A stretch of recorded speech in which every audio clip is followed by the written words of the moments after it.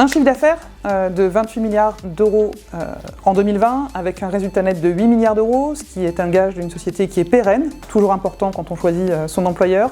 Je vais vous parler également du nombre d'employés, 105 000 dans le monde, plus de 2500 en France, 3 centres de développement, donc des investissements sur le territoire français, mais aussi sur 140 pays dans le monde. Et puis un troisième chiffre qui va me rappeler mes années d'étudiante, 80% de la production de la bière dans le monde utilise un système SAP.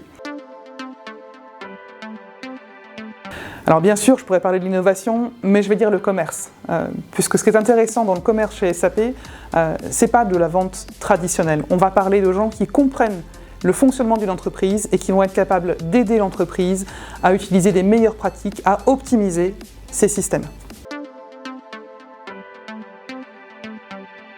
Excellente question.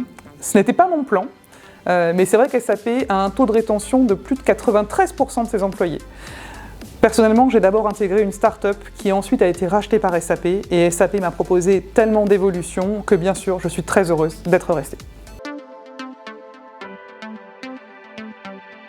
On sait qu'un ingénieur INSA, il a la tête bien faite, il a l'habitude d'apprendre. Donc ce que j'attends en plus, c'est de la curiosité. C'est de continuer cette envie d'apprendre tout au long de votre carrière. Si j'étais diplômé INSA cette année ou l'année prochaine, je m'intéresserais au Digital Hub de SAP à Barcelone. Un environnement multiculturel, des missions extrêmement variées, tout en innovation, tout en digital. Et bien sûr, Barcelone, pour une première expérience professionnelle, c'est un endroit idéal pour passer du temps.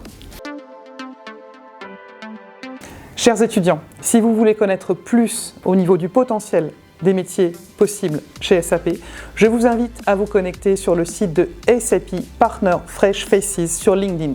Vous aurez énormément d'informations sous un mode fun.